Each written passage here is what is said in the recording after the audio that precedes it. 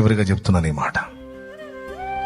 గతించిన గతాన్ని గురించి పదే పదే అనుకొని కొంతమంది అక్కడే కూర్చుంటారు. దేవుడు అంటున్నాడు, విశ్వాసం ఉందా? ఉందయ్యా, అట్లయితే మళ్ళా ప్రారంభించా. జారిపడ్డావా? అక్కడే కూర్చోవద్దు. పడటం తప్పు కాదు, పడ్డ చోటే ఉండటం తప్పు. పడటం తప్పు కాదు, అడుగు జారింది పడ్డావు, ఎటుగుడి పడ్డాను కదా ఇంక అక్కడే ఉందామని కూర్చున్నావు చూడు, అది తప్పు.